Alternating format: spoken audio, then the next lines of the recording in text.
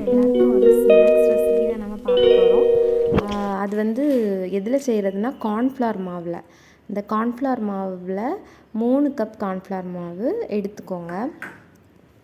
அந்த கார்ன்ஃப்ளவர் வந்து ரொம்ப நல்ல உடம்புக்கு ரொம்ப வந்து ஹெல்தி. ஸோ கார்ன்ஃப்ளவரில் ஸ்நாக்ஸ் ரெசிபினா அது வந்து சின்ன குழந்தைங்க கூட சாப்பிட்லாம்.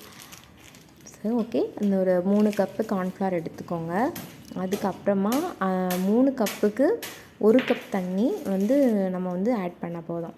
ஓகேவா? இப்போ அதுக்கு கூட கொஞ்சம் சர்க்கரை, நமக்கு தேவையான ஒரு இனிப்புக்கு ஏற்ற மாதிரி கொஞ்சம் சர்க்கரை, வெல்லம், சுகர் கூட சேர்த்துக்கலாம். நான் வந்து நாட்டு சர்க்கரை சேர்த்துருக்கேன்.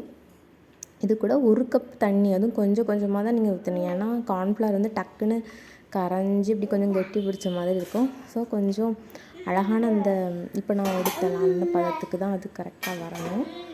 வந்ததுக்கப்புறம் ஒரு இட்லி பாத்திரத்தில் இந்த கார்ன்ஃப்ளவர் மாவை கொஞ்சம் அழகாக ஊற்றி வச்சுக்கோங்க. உங்களுக்கு எவ்வளோ தேவையோ எடுத்துக்கோங்க. அதை குக்கரில் மூடி போட்டு அடுப்பில் ஒரு 10 மினிட்ஸ் 15 மினிட்ஸ் வச்சுக்கோங்க. அழகான snacks recipe ready. Thanks for வாட்சிங். See you next video. Bye.